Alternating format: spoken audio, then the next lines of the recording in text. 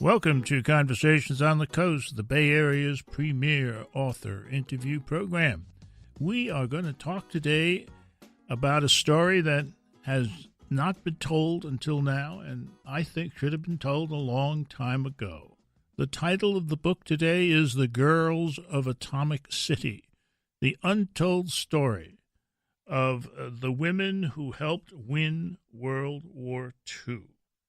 The writer, Denise Kiernan, is with us, and her publisher, well, we have to say this, it is a touchstone book by Simon & Schuster. Welcome aboard. Thank you. Great to be here. You know, as I look at this book, I somehow see it as three different stories. The first story, of course, is the story of the women who went to Oak Ridge, Tennessee, and helped produce the atomic bomb. It's also the story of the role that they played by so doing in ending the war, which is very interesting. And it's also the story of the creation of a city. I like to think of it, the creation of a city out of mud.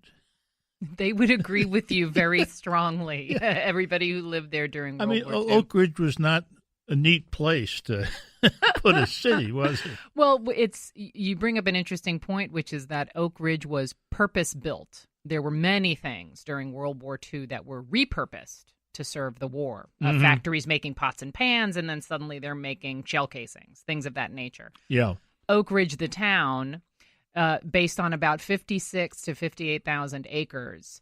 That specific town did not exist before. Roughly 1,000 families that were living in that area were moved off by eminent domain, and they started from scratch, and they ramped up. Stop there a minute. That word eminent domain is Yes. one of the worst phrases in the English language, and it certainly was used here with, incredible force and speed. Incredible speed. In fact, some of these were small farming communities. Yeah. But they were communities nonetheless, small schools, small stores, things of that nature, families that had been there for many, many, many generations. And they came home and would find these notices tacked up to their doors, to their trees. You have Hello, honey, did we by get the any way, mail? Yeah.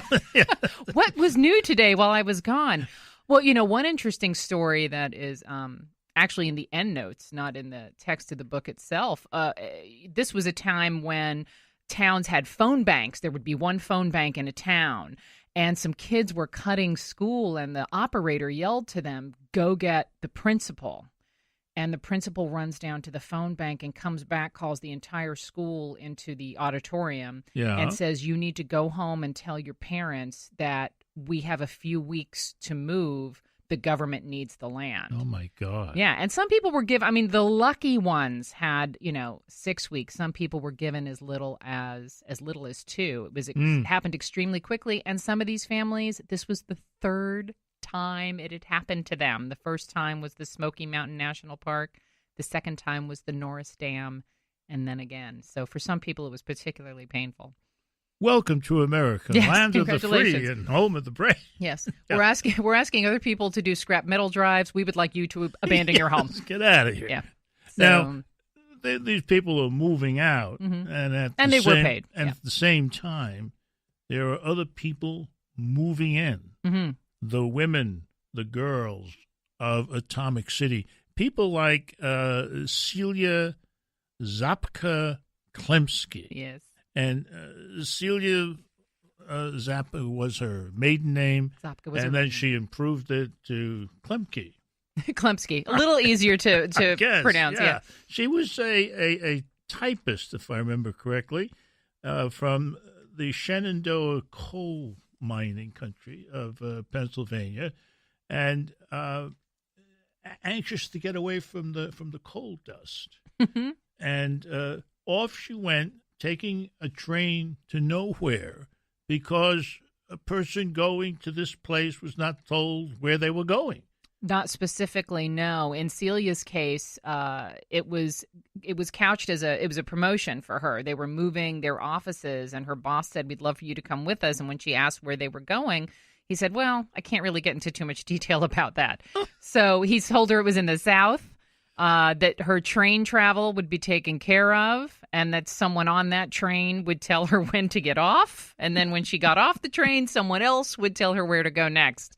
And, off she went, bought a new dress and packed up one suitcase and got on a train. Yeah, and she wore good shoes, which, never mind. That's the whole mud story. Yes, more mud. Yeah, she wore good shoes that day. That was probably the last day that she wore those. One of the other people on the way to this unknown place was a black woman. And do you say her first name, Kathy? No, you actually say it Katie. Katie, It has okay. 2 T's, Although but you it's pronounce spelled it Katie. with 2 T's. Mm-hmm. Katie Strickland. Mm-hmm. And a black janitorial worker. Yes. Who continued that career at Oak Ridge. And she had 4 children. 4 children that she left behind. And the husband came with her. He did. But he was not allowed to live with her.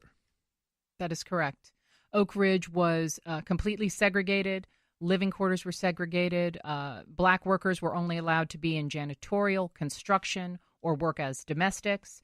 Black husbands and wives were not allowed to live together. They were in separate hutment areas. And they had visiting times, which were regulated by guards and curfews and things of that nature. And you were not allowed to bring your children with you either, which was heartbreaking for her. She was lucky she was able to leave them with her mother back home in Alabama, and they sent home lots and lots of money to their family. This sounds like separate but equal to the nth degree. Maybe beyond the nth degree, yes, absolutely. Yeah. The story of the development of the atomic bomb also includes 2 women, not from America, but from Europe. They kind of fascinated me. I'd like to talk about them when we come back. You're listening to Conversations on the Coast with Jim Foster. Now you can find this program on iTunes, SoundCloud, and all your favorite digital outlets. Follow the show on Twitter at JimFosterCoc and email JimFosterCoc@gmail.com. The Girls of Atomic City. The Untold Story of the Women Who Helped Win World War II by Denise Kiernan. That's what we're talking about today. And Booklist, in its review of the book, said something that is true. That this is a book that should engage readers interested in women's history and the background of the atomic bomb. But before we get to my 2 European women scientists, there's another character that you bring up early on that I'd just like to mention. The prophet of Oak Ridge. Mm-hmm. A guy who many years before predicted the whole thing. This is the story from Oak Ridge, yes. And there are descendants of his that are still around and still tell this story. He was known to make many kinds of predictions. Yeah. And one day he was off in the forest, slept on the ground, his hair frozen to the ground. He comes up, he stumbles into town, and a hippie before his time. Goes into one of the local shops, little general store, and starts telling people about this town that was going to be built, and specifically where different locations would be, and it would serve the greatest war the world had ever known, help win the greatest war the world had ever known. And this was many years before the beginning of the war. And, of course, I should add, his name was John Hendricks. Yep. How appropriate. Mm-hmm. How appropriate. Now, let's get to my 2 European women scientists. Yes. And they played an important part in the creation of, handling uranium and then ultimately the bomb. What was interesting, and I have to say, the roles of Ida Nodak and Lise Meitner, the 2 women, were not originally in my idea of the book. I knew that I though I wanted the women in Oak Ridge to carry the story through, Sure. I knew I needed to present information about the project as a whole, because this might be the only book that someone reads about the Manhattan Project, and it's important to understand what was going on in the background, what the full situation was. And then I thought, well, when I come to those parts of the story, those parts that really sort of examine the science, let me try and find a way to tell those parts of the story from the perspective of women as well. And boy, was that easy. It was a lot easier than I thought, considering, what I had known. And, Ida Nodak really fascinates me. Here's a woman when Enrico Fermi, brilliant man who went on to work with the Manhattan Project. He gets the Nobel Prize for his studies on they would basically fire neutrons at atoms and disturb the nucleus of the atom, and then they would analyze the results to see what sort of other materials were produced. And he had published a very famous paper that in 1934 that won him the Nobel Prize. And Ida Nodak saw this paper, and she wrote a paper of her own and said, why aren't we considering the possibility that this atom has not chipped, but has just completely cleaved, has split? And she was essentially written off at the time. And later on, her husband, who was also a scientist, would even tell various members of the scientific community when they talked about these sorts of experiments, well, why don't you acknowledge, what Ida's theories are? And, many times it was just, we don't want to, embarrass her. And, in the 80s, one of Fermi's colleagues, Emilio Segre, actually wrote about Ida Nodak. And he said, if we had listened to her in the 30s, we would have discovered fission 4 years earlier than we had. Yeah. What's fascinating is that they gave Lise Meitner the same damn treatment. What was interesting about Lise Meitner, here you talk about she worked with Otto Hahn, and she had to leave Germany. She was raised she was essentially raised in the Episcopal faith, but she was born Jewish, and that was enough for her to be in extreme danger. They got her out of the country. And she was still corresponding with Hahn, her team, over in Germany. And he does an experiment that she was a part of suggesting these experiments, and he doesn't quite understand what he's seen, and writes her a letter asking for her opinion. And she and her nephew, Otto Frisch, who went on to work for the Manhattan Project in New Mexico, they go for a long walk in the woods, and basically right there, she figures out how to explain what he has seen, and she and her nephew coin the phrase fission. But down the line, she gets very little credit. There is still there are still people who argue to this day that she should be more recognized for her contributions. I'm on their side. Now, meanwhile, back in Oak Ridge, we have various women, lots of them, doing all different kinds of jobs. But you say something very interesting here, that beyond the jobs, women infuse the site with life, their presence, effortlessly defying all attempts to control and plan and shape every aspect of day-to-day existence at Oak Ridge. Right on. The project may not have known what was to become of the town after the war, but the women knew that while they were there, they would not only work as hard as the men, but they would make it a home. This is true. And one of the things that is interesting about Oak Ridge, because it was a military operation, of course, there was no post-war plan. They wanted to break ground, get it built, get it operational, keep it up and running, do what they needed to do for the war, and then they would figure out whatever was going to happen down the line. That was not a focus. That was not a concern. So, but you bring in all of these women, wives, mothers, and it becomes a community. Denise, it's been great talking to you about this book, but I still have a few more questions, which I'm going to ask when we come back. You're listening to Conversations on the Coast with Jim Foster. Now you can find this program on iTunes, SoundCloud, and all your favorite digital outlets. Follow the show on Twitter at Jim Foster COC and email jimfostercoc@gmail.com. The book is by Denise Kiernan, and it is called The Girls of Atomic City, the untold story of the women who helped win World War II. It is a touchstone book published by Simon & Schuster, and that's enough for the publisher. I did a good job. Thank you. You know, before we get to the questions, I'd like you to read from the very end of the book. And this is the part where Dorothy Jones of beautiful Hornbeak, Tennessee, is visiting Pearl Harbor, and her brother, Seaman Willard Worth Jones. Tell us about that. Yes, Dorothy was, or Dot, as she became Dot, known, yeah. was recruited right out of the halls of her high school in Hornbeak, Tennessee, and so she got to Oak Ridge at the age of 18. She was the youngest of 7 kids living in Hornbeak, very rural community, and had lost her brother. She called Shorty. During Pearl. Yeah, what an interesting name, Shorty. During Pearl Harbor. The name he has makes him sound really big. He's called Shorty.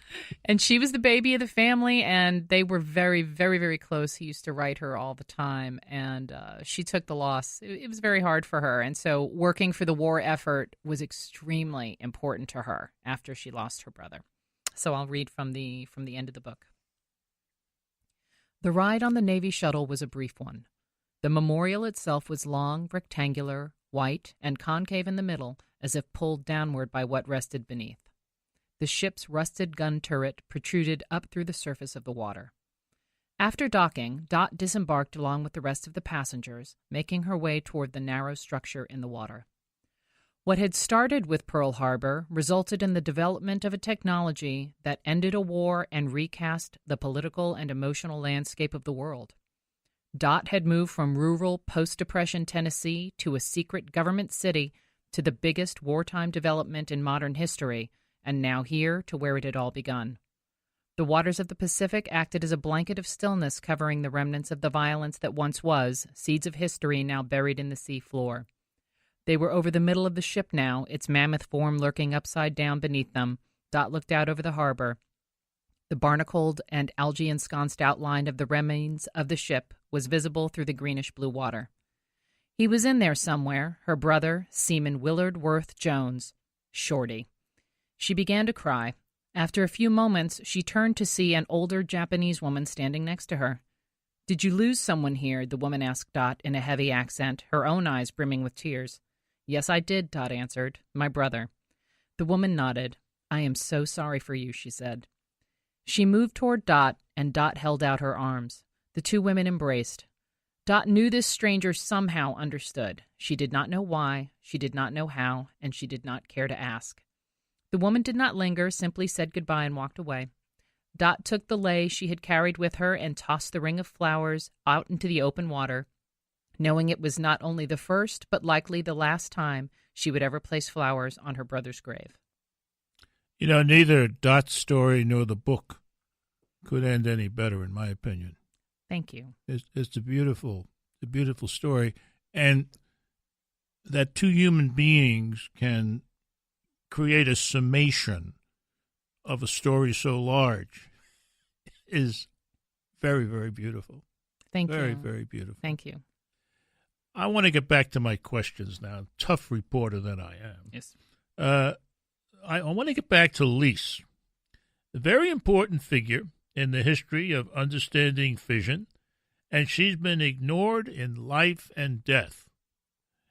Why, I ask, and is there anything beyond the fact that she was a woman? What was interesting is immediately following. It's important to point out there were two biographies done that talk about her life. Okay. They are in the end notes. I highly recommend anyone who is interested in her life to look into those. when the bomb was first dropped and everyone in the world was covering it, that's actually when she got the most attention. They tracked her down. I mean, she wasn't living in Germany anymore. They tracked her down all the way over in Sweden to talk to her and ask her about how she felt about, building the bomb. And she was on holiday. She had never worked on the Manhattan Project. And she became very closely attached with the story then. Mm-hmm. But meanwhile, her partner, Otto Hahn, had been held with other scientists from Germany. After the fall of Germany, they were held in England. And their statement, when it came out, played down that involvement to a certain extent. And then it was Hahn who, a year later, ended up getting, the end of that year, end of 1945, went to go receive the Nobel Prize. And she went to, this is her old colleague, she went to the ceremony herself and said in her journals she remembered being really kind of treated like his junior assistant. And from then forward, there have been people who have, lobbied to try and get her more recognized, her contributions to the development of nuclear science. Good for them. I agree. Good for them. I agree. Good for you if you have the sense to go out and buy this absolutely fascinating book, this Stories Within Storybook. It is called The Girls of Atomic City, the untold story of the women who helped win World War II. The author is Denise Kiernan. This has been Conversations on the Coast, and I'm Jim Foster. Now you can find this program on iTunes, SoundCloud, and all your favorite digital outlets. Follow the show on Twitter at JimFosterCoc and email JimFosterCoc@gmail.com.